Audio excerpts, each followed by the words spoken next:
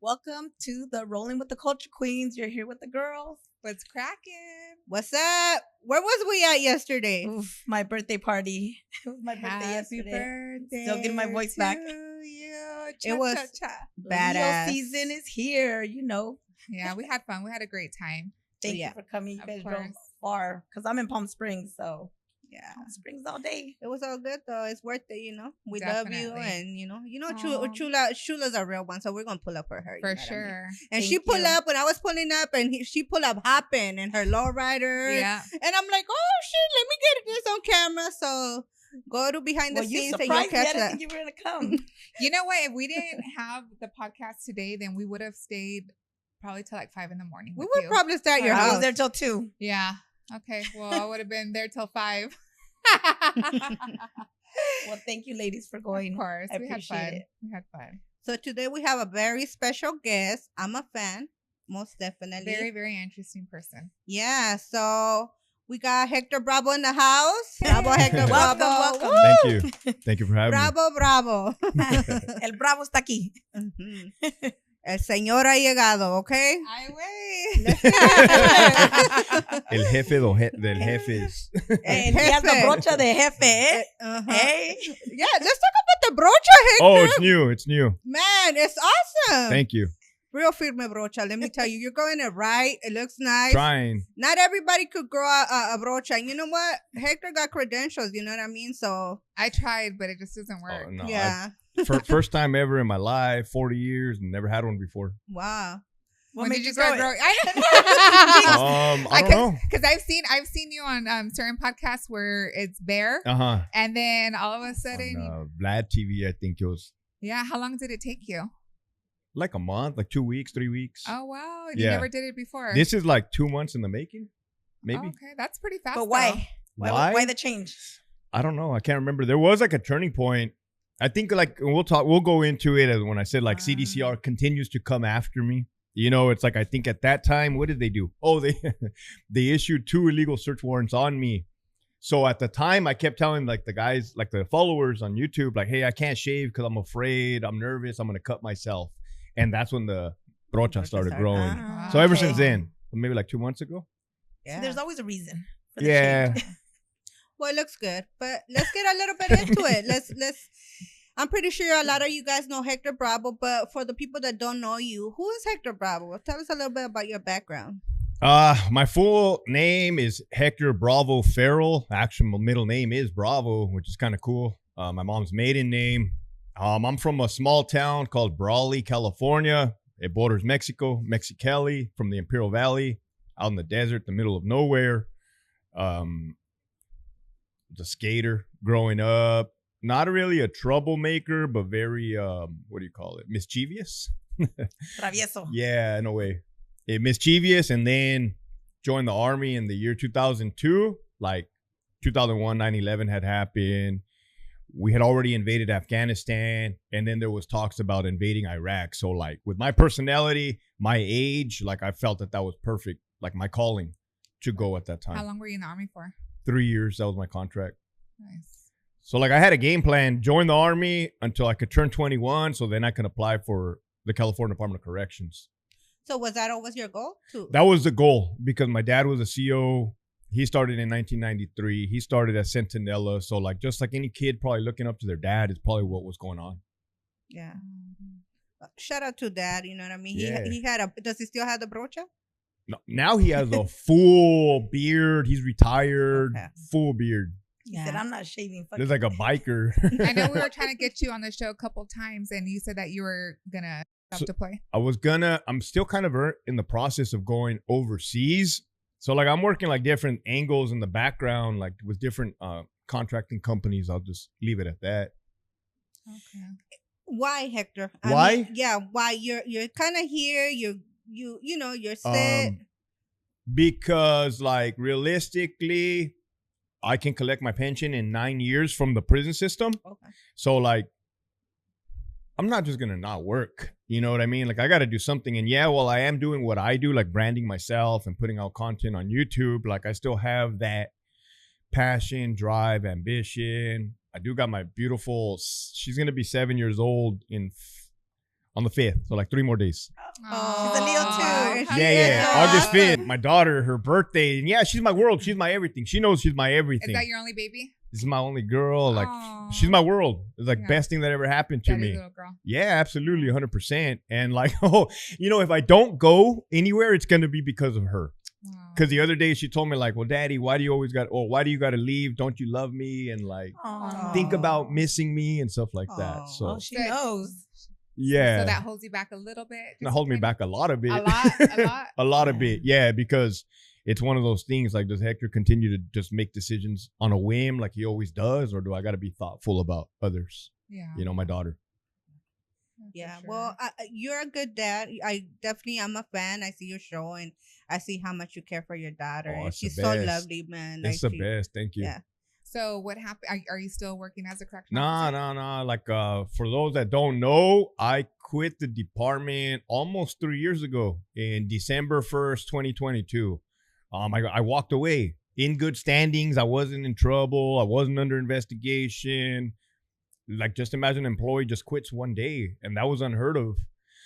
But why? And like for the people who are watching, It was a accumulation of watching corruption, and like in black and white, it was observing corruption firsthand, not over the whole span of my 16-year career, but towards the end when I promoted to lieutenant, because that's when I really saw what was going on. And it was numerous incidents over and over, back to back, where I had to get out and warn people of what was to come. And your safety too, right? You talked a Oh, little it bit was about very that. unsafe. So like, I know you wanted to talk about like GP level 4 back in the day. Well, I say back in the day, but like 2007 Yeah, time really frame. back in the day. Yeah. Yeah. 2007. Well, I don't consider myself like an OG, you know what I mean? Yeah. But it was way different at that point in time. But at that point in time back then, my safety it wasn't like reckless. Like, I could count on my partners to come and assist me. I can count on a gunner to do their job and protect me. Come 2022, oh no, I was on my own. Everybody was on their own. but why was that? That's because the administration scared the officers to doing their job, that they would rather just let you get killed instead of helping you, so that they can be, clean, allegedly. Does that make sense to you? It does, but it doesn't. So why would they say, hey, we wouldn't want to help our, Employees. People are selfish and self-preservation. Like, I seen people, when people get pushed to extremes where people are getting fired, because people were getting fired for following the rules. When agendas are being pushed, they push it to the max. It's like, it's corruption. So self-preservation, hey man, I got a job. I got a family to feed. Yeah. Good luck. And they don't say that directly, but you'll see during staff assaults, during incidents, you're on your own. You're on your own. What's the craziest thing that you've seen in there? If you could talk about it. Oh, there's nothing I can't talk about. The craziest things I seen in prison were, and I don't even consider like the murders crazy because they were just murders, but like riots, large scale riots, Centinela, Alpha Gym, level 3 GP. You got 100 dudes in there on bunk beds, different races, and it was the blacks versus Mexicans. And how long did those last? Minutes wise, sound the alarm, yell, get down, use force some more. They get down and they get back up. So they last for as long as, like, when it starts, they get down, they get up, they get down, they get up. They probably get down and up like 3 times. And then finally, ultimately, when the responding staff comes from the other yards with all the guns, the code 2 equipment, code 3 equipment.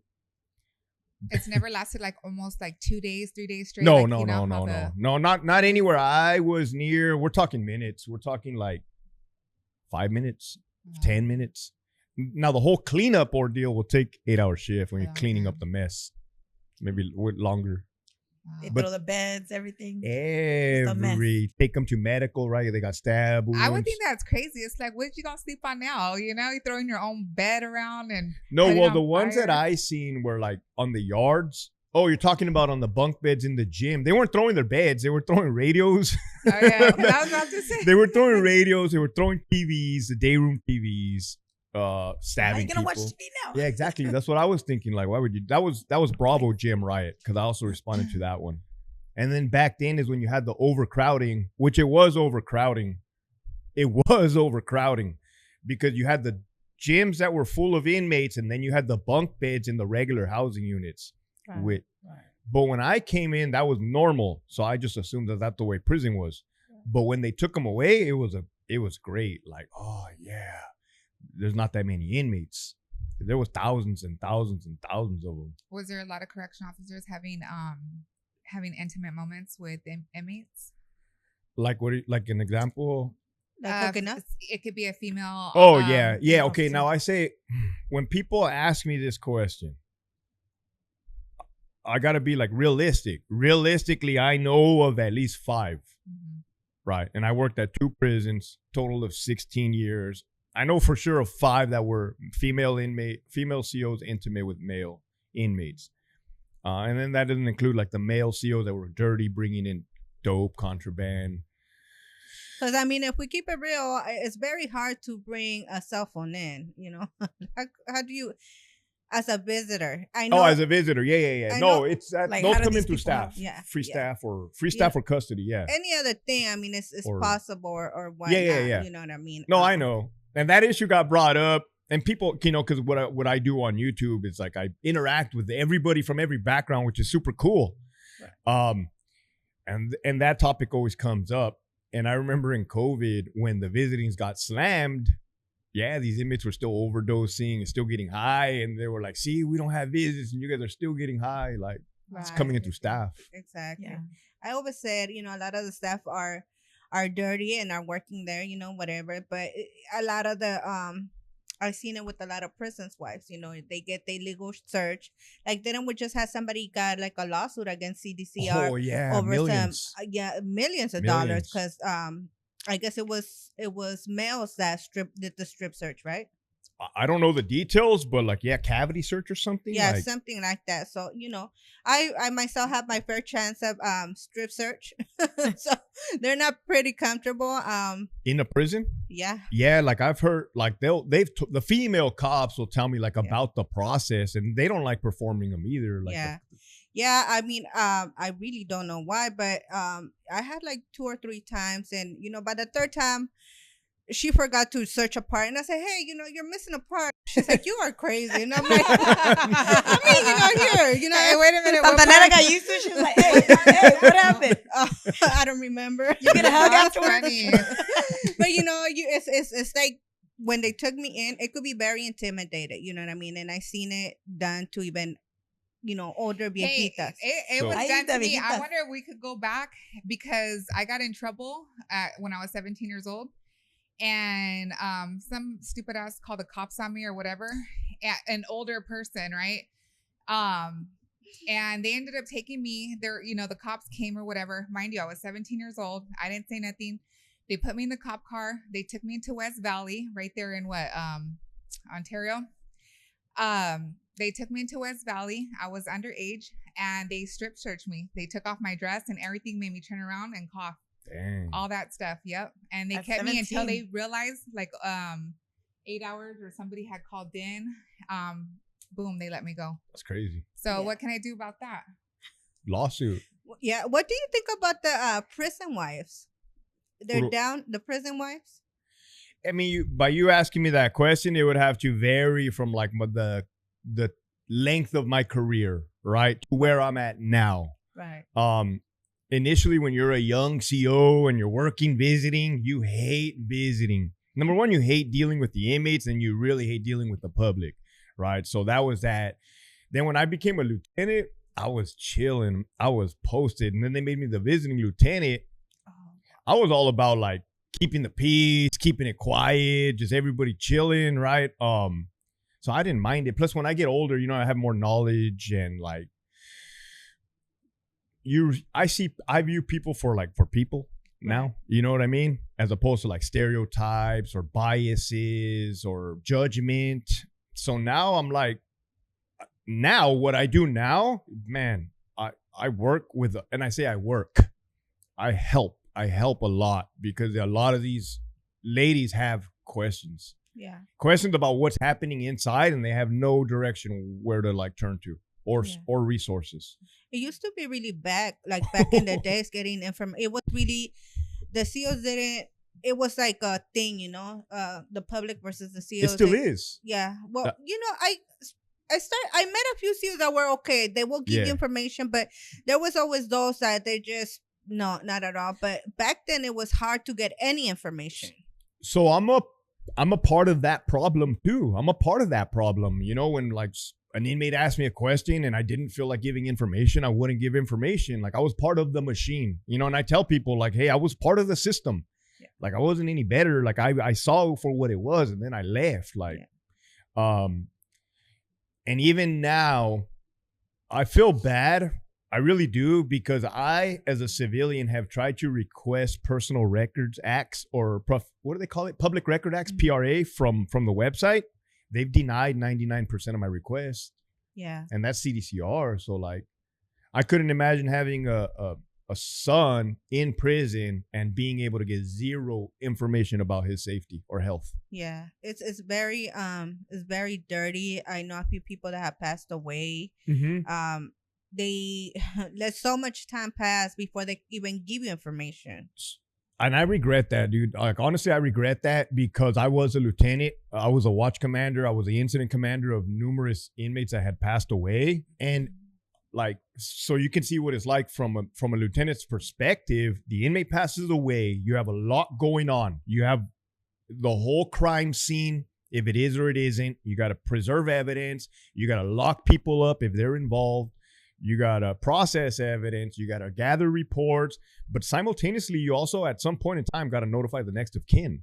Yeah. The person who is on record to notify. Sometimes that number is not valid, or the second number is not valid. So you got to put forth the effort. You got to figure it out. You also got to make your notifications to the Office of Inspector General, OIG, Sacramento headquarters. And then, like I said, where I regret this part is, you got to call the family and let them know, this is Lieutenant so-and-so from Richard J. Donovan Correctional Facility. I regret to inform you, your loved one so-and-so has passed away. And that sucks, because you hear the reaction, and they didn't do nothing to deserve that on the other end.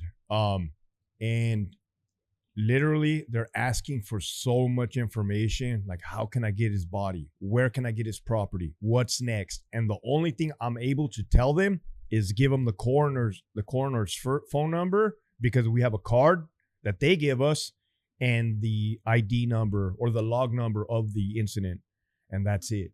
And you don't know how long That's it takes them to get there. That's it. Then, like, just to give you the perspective, like that's after that you hang up the phone, and then you just continue with the paperwork, and that you're the yeah. I mean, I know like some of the wives that their spouses have passed away, and it's you gotta be on it. If you're an older person, it's gonna be very hard for you to even try to get the property or whatever. It's just very hard. And it was months before they even got the property. I think it took like 6 months before they got the property. And she had to be calling. And that's foul. That's foul. Like human behavior or human treatment, like that's foul in general, right? Because I have a big understanding and a big viewpoint of the world and life. And it's like, nah, man, at the bare minimum, like people deserve the dignity to be able to have the proper information when it comes to the death of a loved one.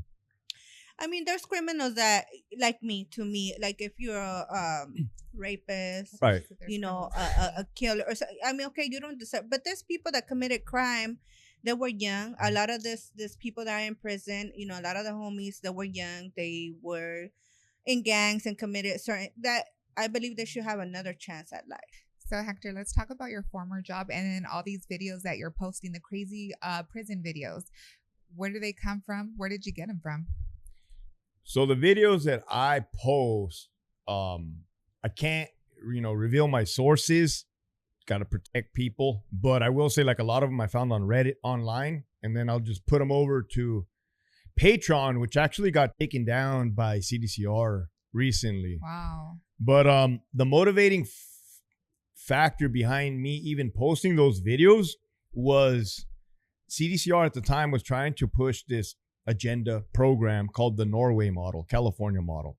This rich professor from San Francisco gave money to Newsom, said, here, I'm going to pitch you our idea. We're going to put it under rehabilitation.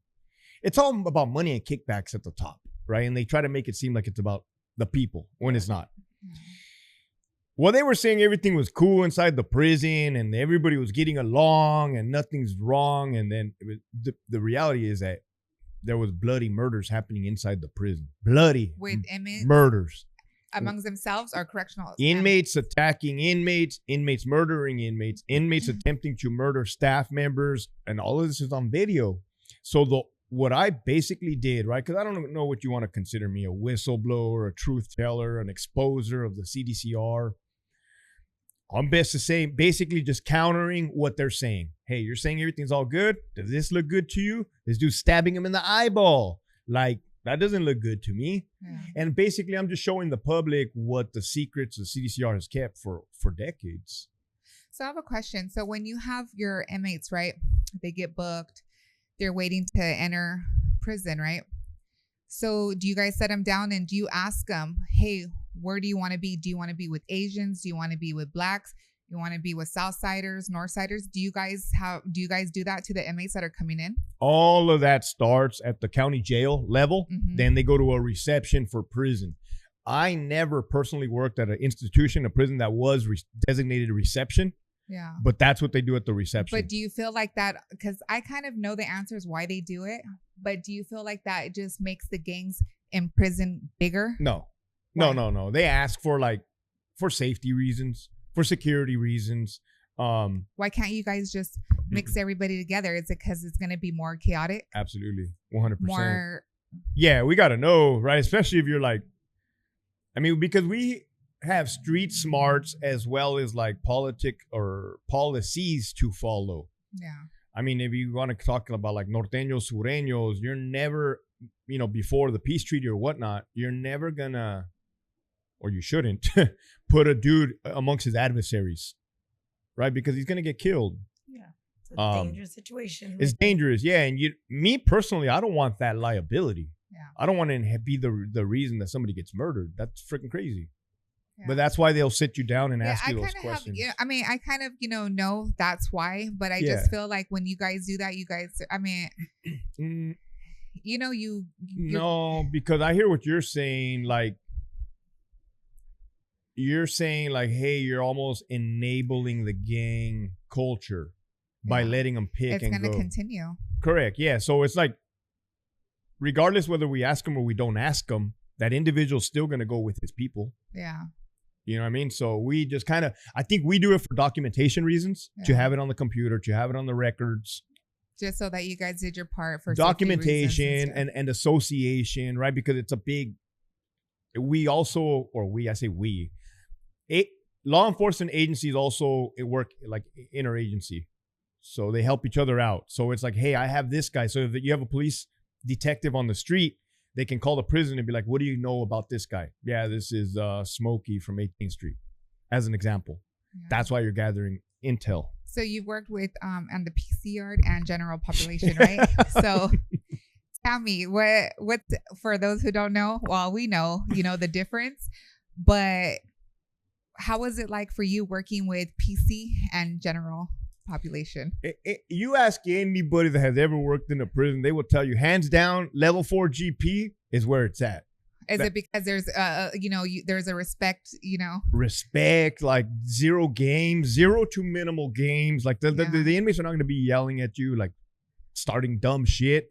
Like if you go to like a level 3, that's where they start, they probably get younger. I mean, you do have some young level 4 GP lifers, LWAP, but the conduct, I will go just as far as say the conduct is like up here. Yeah. Is there crime still occurring? Yes. Is there violence still occurring? Yes. Yeah. But it's structured violence, structured chaos. Yeah. And what about PC? How is it like working on that side of town? Like working at Skid Row. like working a Skid Row. Like imagine you just as a civilian walking amongst a bunch of homeless people, drug addicted, like I was all free for you're likely to get slapped in the face for no apparent reason. And that's how volatile it is. Oh, shit. You're likely to get stabbed. And I've been involved. You asked me like what's some of the crazy stuff. I've been involved on a PC yard. An inmate tied a shank to his hand and stabbed my officer numerous times, and I was a brand new sergeant. Were they all there? Or are they schizo because of maybe the drugs that they've taken back in the day?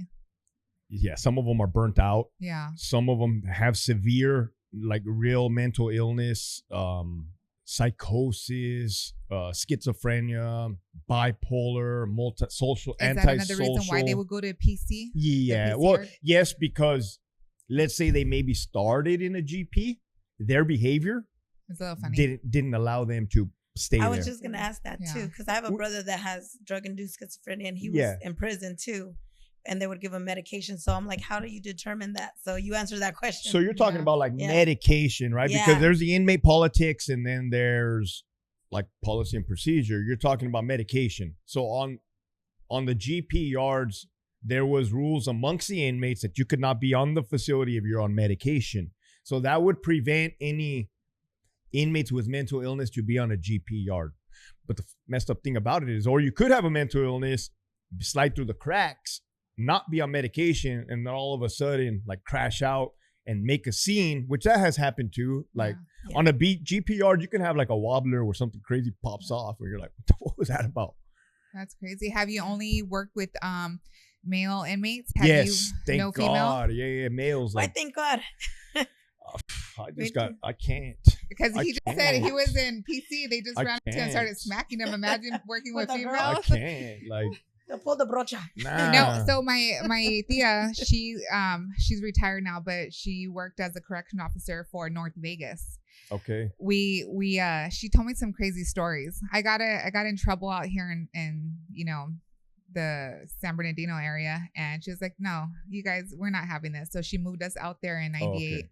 She became a correction officer. She retired a few years back, but she would tell us some crazy stories in there, especially like, I don't know if you heard, Ted, is it Ted Binion from the casino? One of the girl who killed, the owner of the casino. No. Well, she was in there and she was telling me all kinds of people from all over the world was trying to get her out. People from Scotland, male CEO, CEOs, giving her gifts. Really? Yeah. So it was, she was just telling me some crazy stories that happened in there. There's more stuff that I probably shouldn't be saying, but. I purposely chose not to work around women or juveniles. At one point in time, did I interview? I interviewed. At one point in time, I interviewed for a sergeant position at CIW, California Institute for Women. Mm-hmm. And I would have taken the position had they accepted me, but thank God they didn't. Yeah. I was going to move. I was going to relocate to like Eastvale, and I'm glad I didn't uproot my life for the job. Yeah. So tell us a little bit about what's going on right now. The yards are merging, or they have already happened. Did that happen in all the prisons already, or just there's still some that are? So that happened around 2019-ish, give or take. 2019, what happened was, and you got to understand, like I want the public to thoroughly understand, they did not communicate with not the officers, not the sergeants, not the lieutenants. They probably didn't even tell the captains what they were going to do. They just one day, hey, this is it, non-designated. What is non-designated? Right here. We're putting these guys on a bus. We're putting these guys here. We're going to mix them. What? Right? So like, they're like, and then what they do, they admonish the inmate. Hey, inmate, you're no longer GP. You're no longer SNY. You're just non-designated. And the inmate's like, what? And of course, once you mix them, it's on and cracking. Right. And I've been involved in riots as a lieutenant, as a crisis response team operator with a 40 millimeter. And I had to shoot an inmate like 4 times in the leg, a GP, because we mixed them with a bunch of SNYs. But that was messed up. Like that was messed up. And that happened in 2019. And then it's like you start seeing what's really happening. Right. And the staff were not cool with it. Yeah. Like the COs were not like happy that this was happening. And I'll tell you why they were not happy. because it was just a matter of time before the inmates turned on the COs, which I knew it was going to happen. Yeah. I ain't even mad at them for them. I used to tell them, like, I'll probably do the same shit. Yeah. If I could take off on a CO versus get stabbed by a bunch of dudes, easy. That's a no-brainer. Right. And they do that so they could get transferred? Yes. And that's why you see a increase in violence right now. Yeah. Because they're killing each other, and then they're fighting for survival. So they're attacking staff, attempting to murder staff. Yeah. Well, that sucks that the CDCR did that. You know, they don't just put the inmates at risk, but they put the COs at risk. You guys would just have a note, right? And they would just be like, this is what's going to happen today.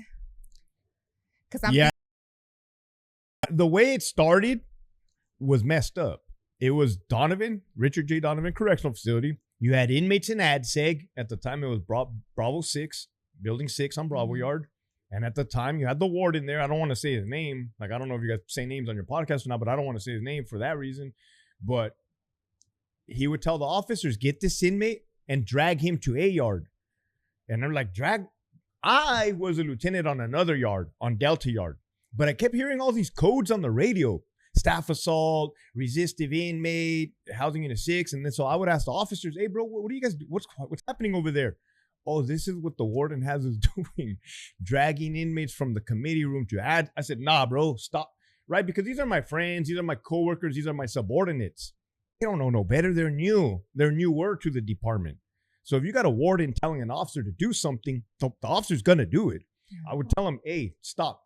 Don't do that. Right? You're number one, you're violating policy you're violating policy. Number two, that's all bad, dude. So yeah, that's what was happening. The warden would tell the officers, drag this guy. The inmate would start kicking, screaming, attacking, right? And like just resisting. The officers would slam him, and then the warden would put everybody under investigation for excessive use of force. Even though the warden's the one that told him to do it. That's crazy, but why? Corruption. Because at the time, that's what headquarters wanted. So you guys have to understand, the brains of the operation, all orders come from Sacramento headquarters. That's why. But Sacramento should have known better. They should have known that what was going to happen, what was about to happen. Sacramento knows exactly what's going to happen. Yeah, I mean, they knew there was going to be so many murders. That's the sick part. How many murders do we have so far 86. in this year? 86 murders. And they know. And they know, and they lie to the public, and they try to suppress me. They call me a liar, but they continue like doing what they're doing. Yeah. So and I've had people reach out to me recently. They're like, hey, Hector, they're pretending that they don't care out in the public, but dude, they're panicking right now. Yeah. They're panicking. Yeah, because you're a strong person out there telling it like it is, and like people that like us, that we have family members. Yeah, we're ready to sue. We're ready to do something about it. You know what I mean? Because this is crazy. I mean, not just inmates are getting murdered, COs are getting murdered, wives are getting murdered. Visiting, family visiting. We had a what's his name? Didn't he escape? Cesar Hernandez. I mean, shout out to and Cesar Hernandez. And then the parole agent just got murdered in Oakland. So like, people are dying. And then tell us a little bit. They shut you down, right? It didn't one of your accounts. Man, it's stressful. It's stressful, and like I was stressed driving over here to this interview. I was stressed, man. But I'm like, this is good. You guys will love to see like how you guys want to see me stressed. This is me stressed. So, but why do you say stress? Because man, it's like I left the department right because of the shenanigans, but yet 3 years out of the job, they're continuing the harassment against me, the targeting against me, the retaliation against me. And I'm a civilian. So imagine if I worked at Costco and I bounced and you got the manager of Costco, the CEO, still coming after them. Is it because you're still telling stories that happen behind the walls? And also because they just want to intimidate you for leaving. Be like, you're supposed to be one of us. Now you're out there like as one of them. It's like right? It's like the Italian mob. Yeah. They want me sleeping with the fishes. I don't put nothing past them. Right? We were talking about this before. Like they have a game plan. They have a playbook. They smut up your name saying that you were a disgruntled employee. They did say that. Then they start to so you asked me what have they done? They put 2 illegal search warrants into my email addresses to try to get information from my bank accounts, my address, all my contacts. And I'm a civilian. Like, I haven't committed any freaking crimes. I know for that for a fact.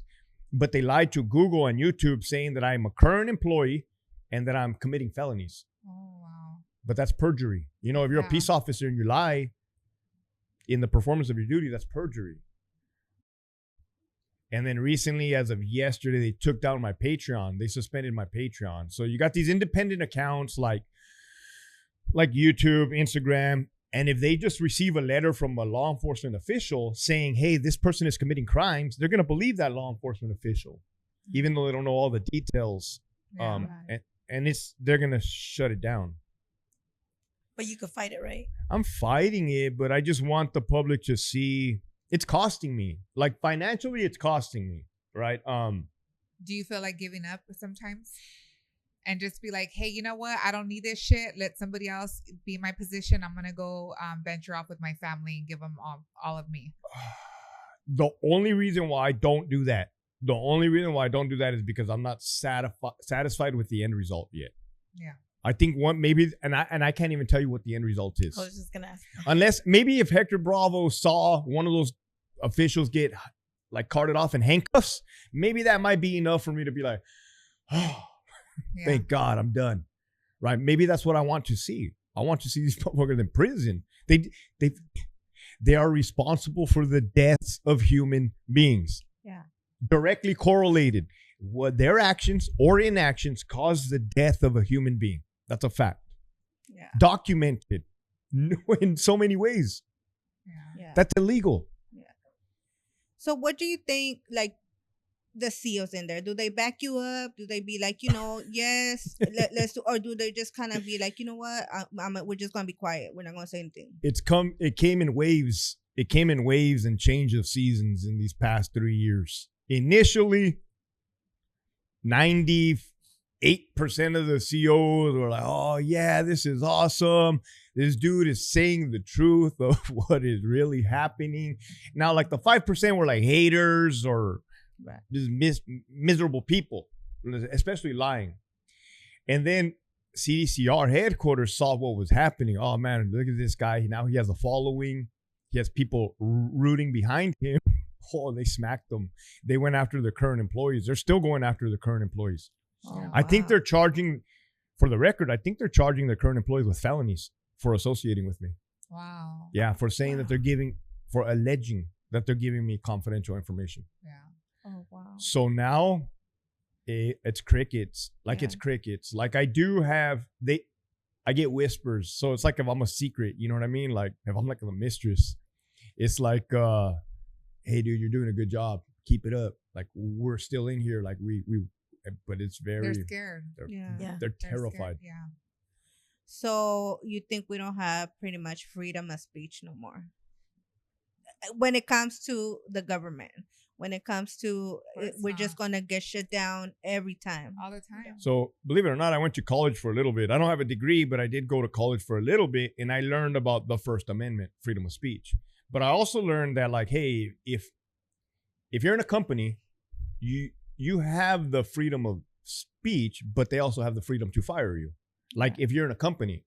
And I knew that. Like, if you're a part of a private company, right, they could fire you. So I figured I would just leave the job so nobody could fire me and then speak. But you're right. It's like government. And I'm not an anti-right wing. And I always have to put an emphasis on this so nobody comes after me saying, look, this guy's a fanatical. I'm not. Right. I love my country, but I have a clear understanding of how government operates. And if you go against the machine, if you question the machine, they're gonna come for you. Let's talk about your award-winning podcast. I got the Hector Bravo Unhinged podcast that I started up, and that's where I sit down and I interview people and let them talk because I'm tired of talking myself. And it's cool that I do that because, like, the public, well, number one, people can get their story out, right? Because everybody has a story, and their stories can help people. But also, it lets the public also know, like, it reinforces what I have been saying all along. Like, it's just another person. do you think a lot of your followers are like, they put their hopes on you, right? Because you're telling a righteous story about what's going on with the CDCR.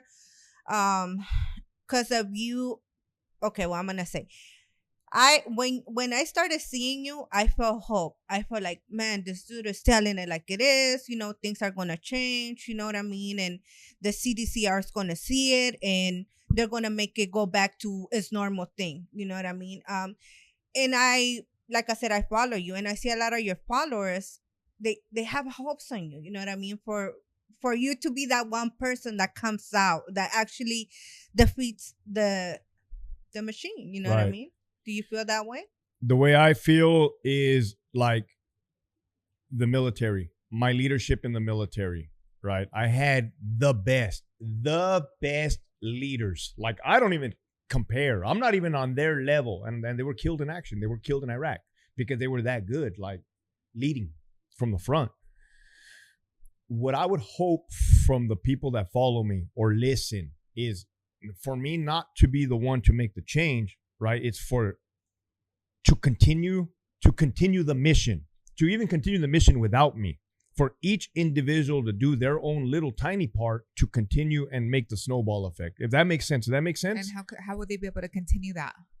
How they could continue that is like, and it's strategy, it's art of war, it's looking at tactics that are effective, tactics that are not effective. I mean, I'll throw you guys a bone. I'll keep it real. What do corrupt administrations hate?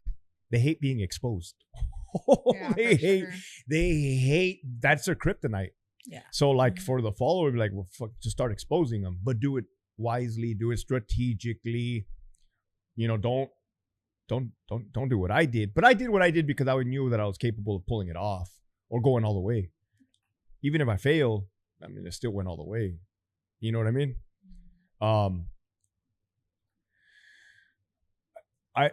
I don't think the change is going to happen soon. I don't think the change is going to happen soon. I don't think. Somebody said I pierced the veil, that I at least let the world see, hey, look, like I exposed them. So that's big right there, but it's going to take a group effort. It's going to take a group effort from all sides, the COs, the inmates, and the inmates' families. Straight up. And I know this. Yeah. Stop fighting at the bottom. And I don't know if you watch the episodes where I constantly say, stop fighting at the bottom. Stop fighting at the bottom. That's what they want at the top. That's what you look on the streets. When they got gangs fighting each other, and they thrive. They freaking thrive. I mean, what I mean is the government gets away with their dirt. They create chaos. So the focus is on them and not them. Correct. Same thing with war. I mean, it's all the same playbook. Yeah. You go to war with the country, you start making a lot of money with contracting, all kinds of, and people are dying. So what was your inspiration on starting your podcast? So like the idea actually came from like former inmates that have YouTube channels. And I used to watch them when I was in there, when I was working.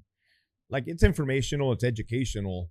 And so I'm like, well, there's a way to make videos online. There's a way to share stories. Like that's. And these were the inmates. Inmates. Yeah. Former inmates. Yeah. I mean, some of the stuff they would say, I would go onto the computer and research it. I'm like, well, that happened or that didn't happen, But would you ever be like, Dana, it's true what they're saying? Because, you being CEO. Especially like the level 4 GP, right? Yeah. Because that's what I understand. Well, that's what makes the most sense to me. That's what makes sense. But then I came out and I did that prison guard channel, and then it people took a liking to it from all backgrounds. It's very interesting. Very, just to hear. One thing I didn't expect at all was like former inmates to have such a following from former inmates. I did not expect that, right?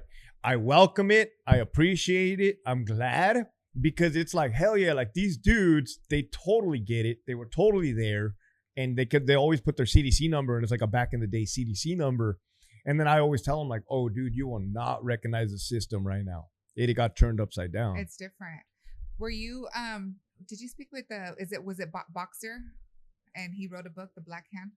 Enrique Boxer. Yeah, he paroled. He's out of prison. See, I read that book like in 2 days. Mhm. I was working a knock shift one time, and this was probably back in 2012 when that book came out, or 2011. And I read the book in 2 days, and it was very interesting. And I know a couple of people that he had listed. Really? And yeah. So when it comes to Boxer, when I was a current employee, and I think I said this on another podcast too, when I was a current employee, like I didn't like Boxer, right? Because I thought he was like, I don't know, I thought he was maybe trying to, what I didn't like was the attention he was getting from law enforcement. Like we would always hear that the FBI is taking this dude to hotels and restaurants and treating him like a celebrity. So that's what I didn't like. But then he paroles and then I quit. And then we ended up linking up, right? We're in contact, and now he's doing. How did you link up?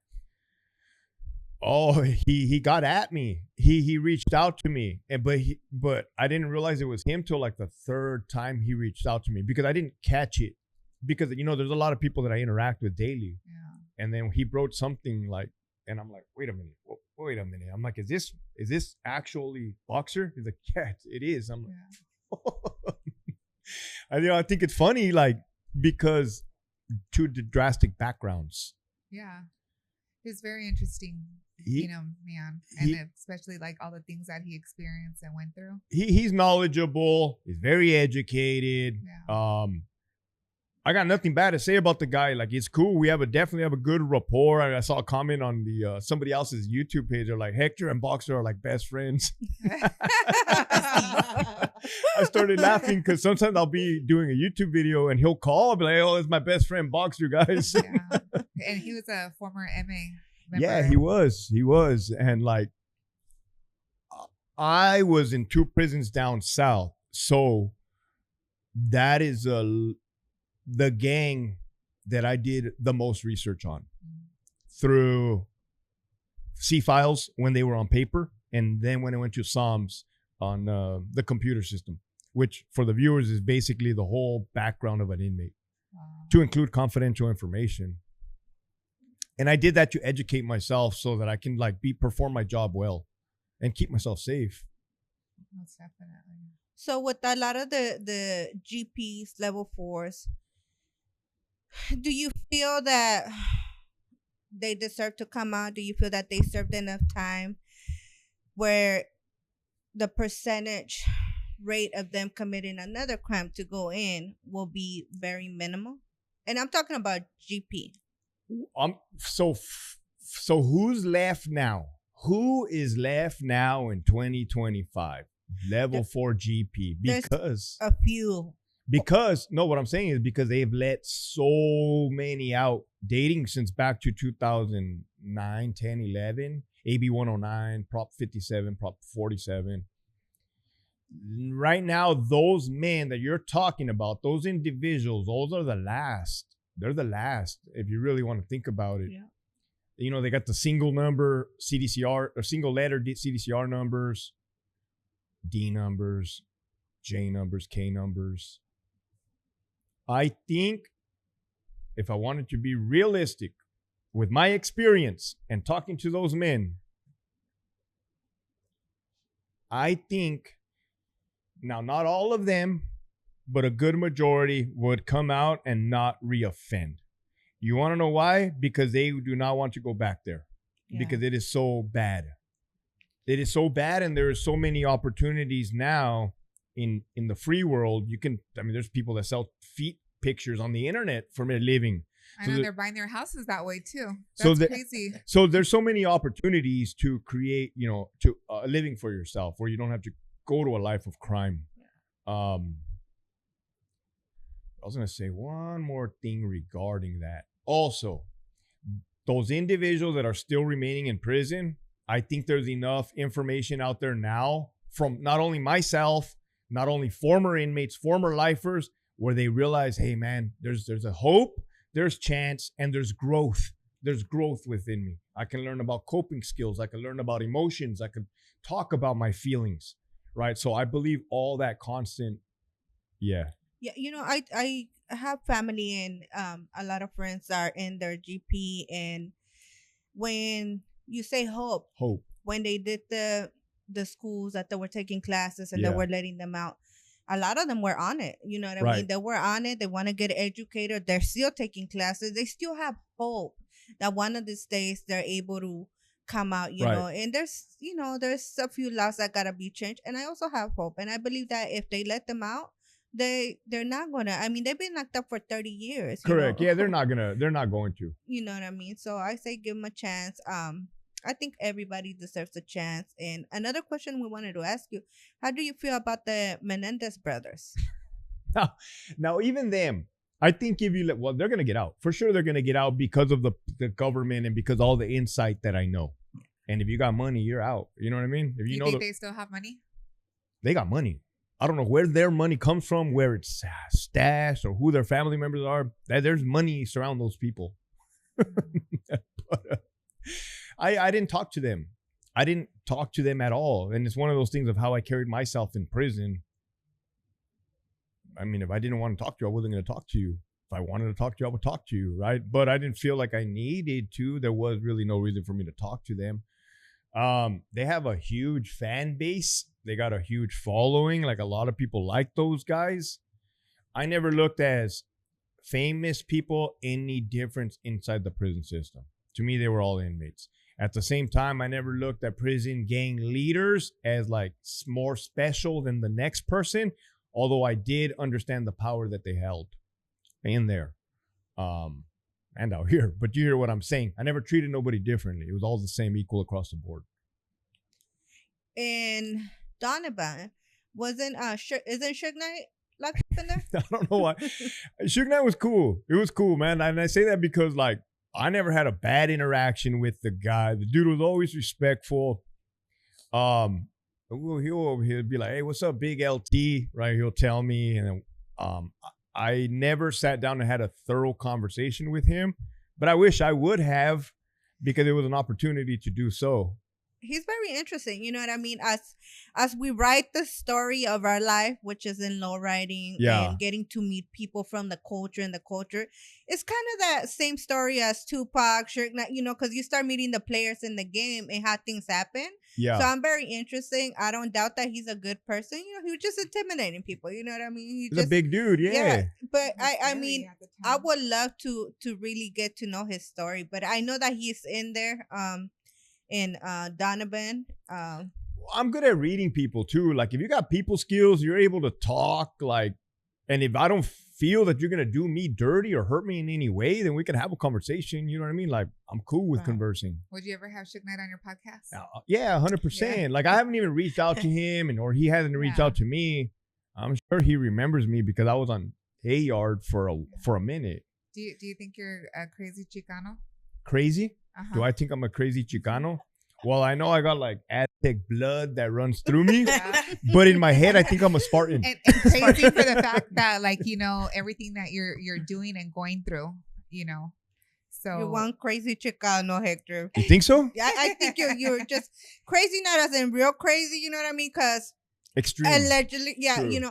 But you're down. You do have that Azteca in you. You know what I mean? And you're standing up for what you believe in is basically, because And a lot of people will let it, exactly. A lot of people will They're bypass not even facing you, it seems I don't know where that comes from, but I'm it's in the 100% Mexican, 100%. My mom is light complected like me, and my father's darker. So, like, he's dark. What part of Mexico? I don't know what part. Somebody asked me yesterday, but my grandparents came from Mexico.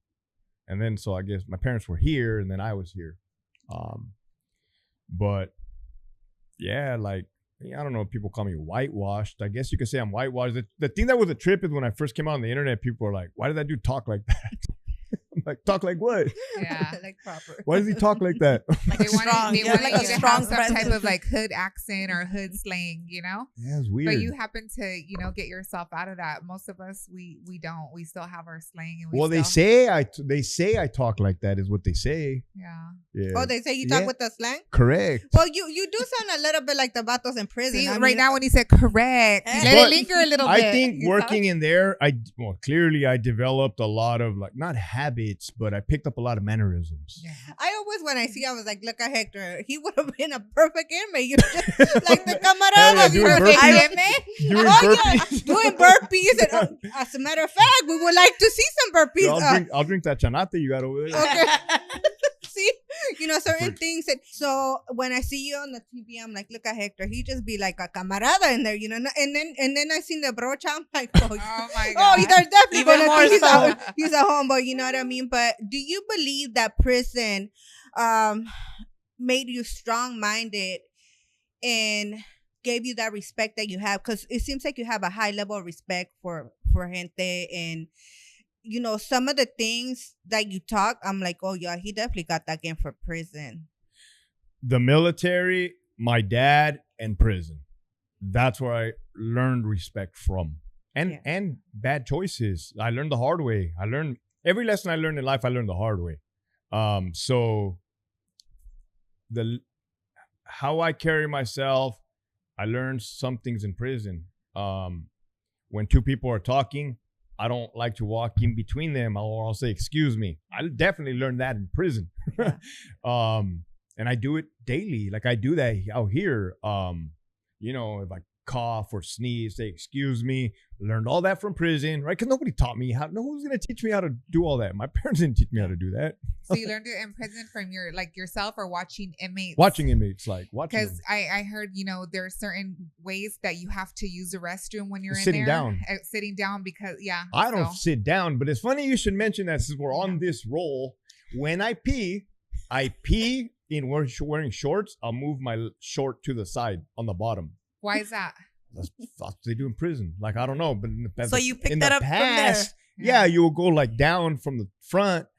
I don't know why. And you still do that now? Yeah, 100%. And like I used to tell jokes to my coworkers. I go, yeah, when I get out of the shower at my pad, I get my socks and I dry my feet off like this. I don't really do that. But I don't really do that. But I would tell them that I freaking do that. Have you ever tussled with anybody in prison? Tussled? Yeah, like, had to get them down, had to control them, Or yes. As any inmates coming, towards you, like. Yeah. Now I never have been personally assaulted, thank God, and that's just by sheer luck. Yeah. But I've been I've rolled around. I've been involved in incidents with inmates. They usually resulting of a staff assault. Okay. Vanessa was gonna do a demonstration Of what? Gonna get you Tussle? in a headlock right now. she was gonna get you in a headlock. The goal. I'll be honest. The goal is to the goal is to squash it as soon as possible. So you got to do it hard and you got to do it fast, and that doesn't always look pretty. Yeah. That's why a lot of civilians, when they see police use force, they're like, "What are they doing? He's punching him in the face." Like, that is the goal. The goal is to stop the other individual from doing what they're doing. But what happens? A lot of the videos that we see, the person won't even be fighting back. Their arms are down, and the cops are just going hams on them. Like, what's up with that? It all depends on the circumstance, on the situation. Yeah, I see that. I'm just like, okay, but I see there are times where people are trying to fight back, and then they have it in control. Yeah. But then there's times where people are just limp, and then the cops are just yeah. I mean, it varies, right? Yeah, like different incidents. So with the what's happening up north with the fights, right? There was some fights going on, and there was was that real? Because I mean, I talked to people and they say, yeah, that was going on. There was the SEALs was having bets on us and making bets on, and they were I guess they were having matches to have inmate fight on inmates. Was that? Oh, that was back in the day. Corcoran gladiator fights. Yeah, that happened in the 90s. Yeah. I don't really speak on it because I wasn't there. So the topics that I speak about is I have that firsthand experience. That was recent or no? No. That was 90s, early 2000s. I think it was still happening. And it was a whole lot of that. There's a movie called is it Animal? No, it's not Animal. There's Felon. There's Shot Caller. I think it's Felon. And somebody was I haven't seen that one yet though. That's kind of how it was happening. I believe it's Felon, but anyway, just want to throw that out there since she brought that. with the cops being, Bring police brutality. I mean, we know some cops are just dirty and some are just, they do their job, There's like everything in. Now in 2025, you got body worn cameras, you got ABSS, you got partners that will tell on you. You got it's wild, right? I mean, it's like it's very transparent to the point where you're not gonna get away with that. You're gonna get caught. I don't want it to be over. This interview, I don't want it to be over She yet. wants to keep talking. Because we could just go and go and go.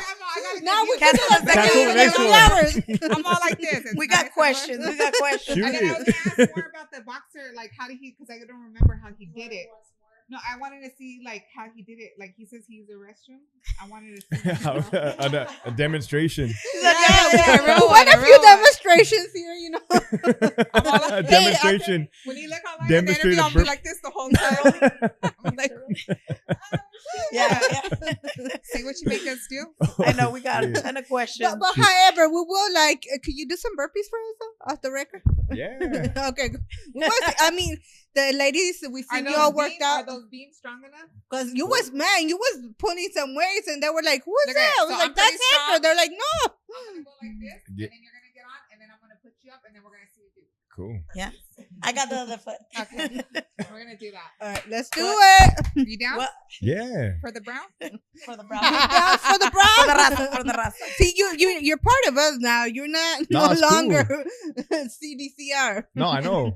Fuck no, I'm not part of CCR. Now we got your back. All right, let's do it. Well, the Culture Queen's got your back. That's and we good. got a lot of questions, but one question is, what do you want your legacy to be? My legacy, probably like what would reflect good of me as a man to my daughter, to my family name, to my bloodline. Am I like, do I seek glory? I think I do inadvertently, right? But I have an old school way of thinking mentality, like old school back in the day, like Achilles, Leonidas, philosophers, like Homer, Plato. I have all of this. That's how I think. So, I mean, I would kind of hope to be along those lines, right? But I don't know. Just do what I do every day. I think you'll make it. We're Keep rooting for strong. you. We are And rooting that for little you. girl of yours will keeps you Oh, strong thank and you, on your yeah. toes. She's the best thing that ever happened to Yeah. Man, I That's love her definitely- attitude. She got that Bravo attitude for sure. The me. sangre. de I Bravo. see it. She takes after like my ex too, and it's like, oh man. Shout out to the eggs. Yeah, shout out to her. There's no black blood at all. You know what? We love the At eggs all. and keep Yeah, keep yeah. talking shit. No, I no, mean, no. Dude, trust me, I love my family. Yeah. I do. that's what we do. That's what women Yeah, do. yeah. You got your Chicana Yeah. that's No, we're I gonna love do my what family. we're gonna do and you're gonna do what you're gonna do and we understand it. I see you and I laugh because I'm like, sometimes we could be bitches, man. You know what I mean? Like, cause I'm my stressed. husband would talk the same as you, and I'm like, oh, whatever. You It's know what I the mean? But truth. yeah, It's the truth. we're hard. I stress out you all know, the time. Yeah. But you're not gonna just say yes, so you're gonna have to be stressed out. Yeah. You know what? Real question, real fast. So, in order to be a CEO, right? Do you have to be in shape? No, no. So, No, is there a lot of CEOs out there that are not in shape? Yes. How could they run from harm? Like, where will they go? How will they protect themselves? How can they run? They're gonna be like, no. It's. I mean, you got the thing about working in a prison is when alarms go off, it requires you to run there fast, and then when you're there, perform. Yeah. So if you can't, you're gonna have trouble running there. When you get there, you're gonna be out of gas, Yeah. and You're then gonna get killed. it sucks. Yeah. How much does that weight? The whole equipment. You got the not ballistic. Sometimes they're ballistic because they're dual. So it's either going to be stab resistant or bullet resistant. That is hot in the desert, Centinela, 120 degrees outside. And what used to suck back in the day were the riots, because then you would have to wear that, the external vest with all the I'm pepper already spray, getting hot. and then the 40mm launcher, or it's like a super soaker, and you're baking. The black boots. You're baking. Kids don't go to prison. It's not worth it. Oh, and then the inmates are in. I was gonna say they're in boxers, but they're in shorts, no shirt, and they're working out in 120 degrees. But then if an alarm happens, guess what? Your ass is proning out in the dirt, Wow. in the blacktop of the basketball court. Is hot. Yeah. Oh yeah. It sucks. Yeah. It sucks. Second degree burn off the It sucks. blacktop. We just want to thank you for coming up here. Thank you. It's We it's an appreciate honor. you. Happy belated birthday also. Thank you. Yeah. Thank you so much. Cool. And we will bring him back sometime. You know what I For mean? part 2, because we still have For questions. sure. You know, the ladies love, our ladies love the brochas. So, you know, Do they? yes. Oh, yeah. Can your brocha give us a dance real fast? I don't even know how to do one. And with that, people, we are out. We're out. Culture Queens, we out. We're in the house. Together we rise, 3 queens in the scene, bringing the culture, living out the dream. From low riders to fashion, we celebrate life. Respect for the hustle, we're cutting through strife. Empowered and proud, we're lifting each other. Chicana our voices, we're sisters, not just mothers. So tune into our show, feel the rhythm and beat. Rolling Culture Queens, we can't be beat. Rolling Culture Queens, we're here to shine, showcasing the culture. We're